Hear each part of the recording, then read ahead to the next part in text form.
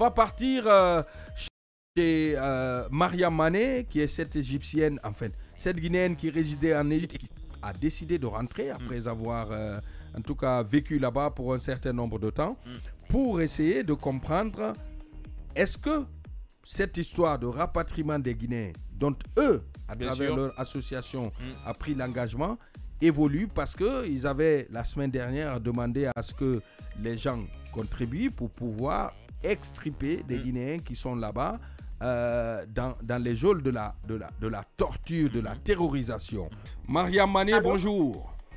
Oui, bonjour, M. Diallo. Comment ça va? Vous êtes en direct, vous êtes sur la radio Joma et la télévision en direct. Nous vous appelons ce matin. Dans l'émission, ça peut être vous, pour savoir, est-ce que votre association qui lutte pour pouvoir extérioriser, enfin, extirper,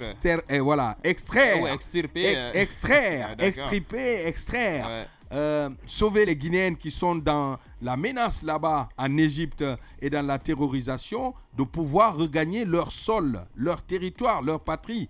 Est-ce que ça évolue un peu? Bonjour d'heure, bonjour à vous, et merci de m'avoir permis de passer à l'antenne. C'était une promesse. Un appel téléphonique. C'était une promesse, il fallait le faire. Parce que nous, ici, quand on promet, on le fait. Nous sommes quand même Joma. Exact. Merci beaucoup. C'est pour vous dire que jusqu'à ce niveau, après des démarches, des courriers adressés à des institutions étatiques, mixtes et privées, jusqu'à présent, il n'y a pas eu de suite. Mais on commence à avoir de l'espoir, puisqu'il y a une personne qui s'est manifestée. Mais comme ce n'est pas encore réalisé, donc ils nous ont appelé pour nous dire, puis envoyer un message pour nous dire d'envoyer les détails. Donc ils vont prendre le billet de retour, les frais du billet d'une détenue. Très bien. Donc franchement, après, je peux dire des mois de démarches. Franchement, ça a été un soulagement. D'accord. C'est peu, mais pour nous, c'est pas peu, puisque c'est beaucoup. C'est la première personne à se manifester depuis qu'on a commencé ce combat. D'accord. Et en quoi consiste votre combat concrètement dans ce domaine? Qu'est-ce que vous demandez? Quel type de courrier vous envoyez? Qu'est-ce que vous dites là-dedans si ce n'est qu'être indiscret? Au fait, je vais vous faire un peu de lecture en ce qui concerne les courriers qu'on envoie. Puisque avant qu'on arrive sur les cas de maladie, donc c'était les cas d'emprisonnement qui étaient franchement qu'on plaidait quoi, au niveau des institutions. Mais pour le moment, en ce moment-là où nous sommes comme ça, comme je l'avais signalé dans l'autre émission, il y a près d'une vingtaine, et puis il y a une douzaine, et puis aussi il y a deux cas de folie, à peu près ce qui fait 50. Il y a 50 Guinéens qui sont dans l'urgence d'être évacués. D'accord. Mais en fait, je veux savoir, qu'est-ce que vous demandez? Qu'est-ce que vous demandez concrètement aux institutions? Qu'est-ce que vous demandez? Nous demandons concrètement, nous sollicitons une assistance humanitaire par l'achat des billets de retour de quelques-unes d'entre elles, ou voire toutes. D'accord. Puisque voilà, on ne peut pas imposer à une personne ou bien à une entreprise d'acheter les billets de tout le monde, mais nous précisons toujours dans nos courriers que nous sollicitons une assistance humanitaire par l'achat des billets retour de quelques-unes d'entre elles. D'accord. Combien à peu près coûterait un billet d'Égypte à Conakry? Oui, ça varie entre 450 à 600 dollars. Bon, je ne peux pas comprendre cela. Ça fait quoi? En francs guinéens, ça fait quoi? Quelque chose de 4 à 5 nous millions. sommes dans les bandes de voir les 4 millions à 5 millions. 5 millions et quelques 6 millions. 4 à 5 millions par personne, 6 millions. Arrondissons à 6 millions par personne au max. Pour sauver une vie qui est torturée, malmenée, emprisonnée en Égypte, parce que cette vie, elle est guinéenne, et que cette vie guinéenne qui est malmenée, persécutée, torturée, arrêtée, morcelée, n'a pas de titre de séjour sur le territoire guinéen. Bon, est-ce que les arrestations de nos compatriotes guinéens a diminué, s'est arrêté ou continue encore? Je vous dis que les arrestations continuent toujours. Alors, moi, je le dis et je le répète, les arrestations continuent toujours. Ce qui fait, ça fait un peu bizarre, c'est énervant. Imaginez-vous, même le jour de la fête, le jour de l'aide, ils ont arrêté les gens, une personne a été arrêtée et puis c'est juste, il y a juste pour une ville qui a été signalée, on ne connaît pas jusqu'à présent la situation des autres villes. D'accord. Hier, on a arrêté 3 personnes, deux personnes ont été arrêtées à Boutsalibé. Ça, c'est à Magsa. Et puis, il y a une autre personne qui a été arrêtée à Tagama 5. Wow. D'accord. Moi, les arrestations, je vais pas trop m'intéresser à cela. Mais est-ce que les cas de torture, est-ce que ça diminue ou bien ça a toujours une allure constante? Les cas de torture. Est-ce qu'on torture? Est-ce que quand on arrête... Oui, bien sûr, on avait évoqué cela. Les cas, et c'est là où moi-même je m'intéresse beaucoup. Parce que les arrestations en elles-mêmes, moi, ça ne me dérange pas trop. La torture, c'est par exemple le fait de dire qu'ils ne mangent qu'une seule fois par jour. Ben voilà, mais on a sorti des gens qui étaient très blessés, gravement blessés. Est-ce que ces cas-là continuent? Parce qu'on te prend, on te met en prison avec les bandits, voilà. Et puis, oui, d'accord. Ben voilà, et également... ça c'est la violence. Voilà, on a évoqué ces cas-là, même pas avec Dame Mané, mais on a reçu des gens au téléphone qui nous avaient évoqué ces cas de torture. Voilà, aujourd'hui, donc, comme l'équipe de Mané est sur pied, est-ce que moi, ce qui m'intéresse réellement, est-ce que ces cas de torture continuent? Ces cas de violence, est-ce que ça continue? Oui, ça continue, mais vous savez, ces personnes-là ne se dénoncent pas, alors que ça existe vraiment. Enfin, les personnes ne se dénoncent pas. Imaginez-vous les hommes armés de voir 4 à 5 personnes s'arrêter devant une porte défoncée, obligeant les personnes à présenter leur papier de séjour, refusant, et puis on violente la personne carrément. Oui, ça s'est passé la semaine dernière, oui, mais comme les gens là ne sont pas déclarés, donc on laisse comme ça. Sinon, ils avaient lancé l'alerte. Il y avait des hommes armés devant leur porte, ils ont cassé leur porte, donc ils ont été violentés, mais on ne sait pas ce qui s'est passé à la suite. D'accord, et voilà. Moi, peut-être ma dernière question, parce que de vos passages ici dans le studio, vous avez toujours dit que l'ambassade fait de son mieux. Est-ce qu'aujourd'hui l'ambassade est au courant que seulement 400 à 500 euros peuvent sauver une vie en Égypte? Évidemment, ils sont au courant, évidemment. Qu'est-ce qu'elle a fait dans ce sens? Je n'ai pas compris. Qu'est-ce que l'ambassade a fait dans ce sens? Parce que vous dites que 4 millions ou 5 millions de nos francs peut sauver une vie guinéenne du côté de l'Égypte. Une vie qui se trouve torturée du côté de l'Égypte. Parce que moi, c'est le cas de torture déjà qui me dérange. Est-ce que l'ambassade est au courant aujourd'hui que 5 millions peuvent sauver la vie d'un Guinéen en Égypte? Oui, évidemment, je crois que l'ambassade est au courant, puisque tout le monde connaît le prix des billets. Bah oui. D'accord. Maintenant, qu'est-ce qu'elle fait réellement dans ce sens? Parce que vous l'avez toujours dit, l'ambassade fait de son mieux. Mais le mieux dans ce sens, qu'est-ce que l'ambassade apporte?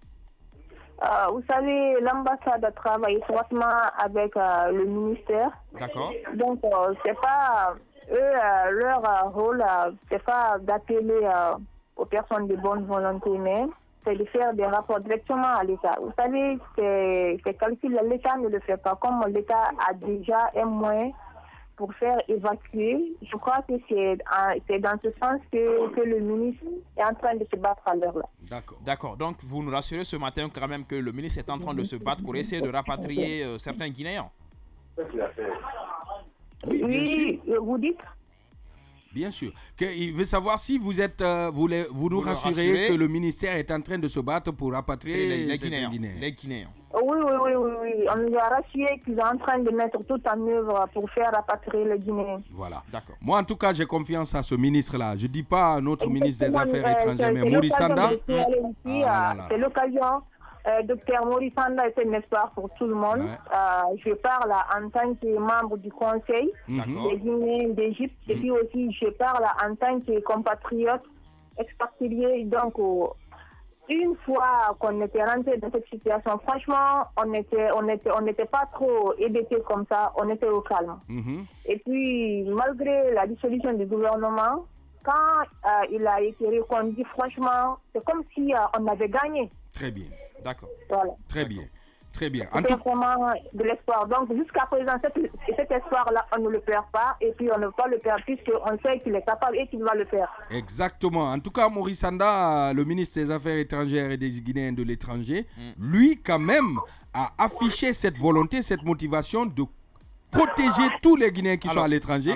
Il est allé même jusqu'à dire qu'un Guinéen rapatrié à partir de la Belgique ou de la France ou de je ne sais quoi est égal à un ressortissant de ce pays qui rapatrie ce Guinéen vers chez lui. Point barre. Madame Mané, ma dernière question. Est-ce que vous nous confirmez ce matin que le processus de recensement qui était en cours en Égypte est clos? Continue. Et selon le résultat, il n'y a eu seulement que 1000 personnes qui ont été recensées. Est-ce que vous nous le confirmez? Oui, il y a eu seulement 1000, mais je l'avais dit, c'est parce que c'est par faute de, comment dirais-je, de courage de se déplacer. Par insécurité, puisque tout le monde n'a pas pu se déplacer pour se faire recenser. Donc il y a ça. Et donc il y a certains Guinéens qui se retrouvent dans d'autres villes. Donc oui, c'est un peu compliqué avec la situation. D'accord.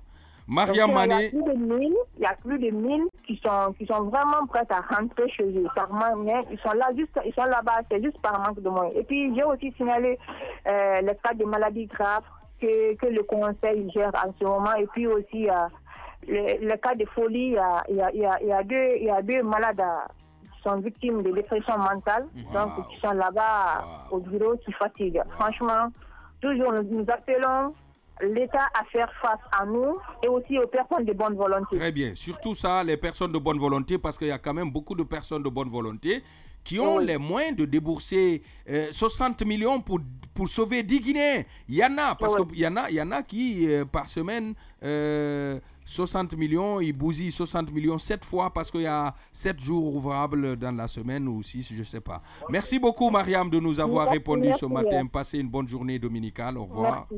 Merci. Nous sommes de retour avec Mané. Mané. Nous sommes de retour dans ce studio avec vous, juriste Kourouma. À entendre ce type de message, qu'est-ce que vous avez à dire? Moi, je vais tout justement dire que des fois, il ne faudrait pas qu'on se voile la face. Il faut des fois appeler le chien par son nom. Il faut réellement essayer de dire ce qu'on pose comme acte et ce qu'on ne pose pas comme acte. Il ne faut pas faire de l'amalgame, sinon le pays ne va jamais bouger. Dire aujourd'hui que... Et ce n'est pas notre souhait que le pays ne bouge pas. Ben voilà, c'est pourquoi des fois notre souhait, et ça, ce message, je l'adresse à tous nos compatriotes qui nous écoutent aujourd'hui, qu'ils soient citoyens simples ou décideurs. Notre souhait, c'est de continuer à afficher la fierté de notre République face aux autres États, comme nous l'affichons en disant nous avons donné le goût de l'indépendance à tel pays. Parce qu'avant eux, c'était nous. C'est hyper important. Normalement, le Guinéen n'est pas un traître. Le Guinéen, c'est quelqu'un de pragmatique, un homme honnête, un homme véridique. C'est ce que nous ont légué nos aïeux. Nous devons marcher sur ce seul chemin. Rappelez-vous que dire non à l'époque aux colonies, aux colons, j'allais dire, c'était pas du sel à mettre sur la lame.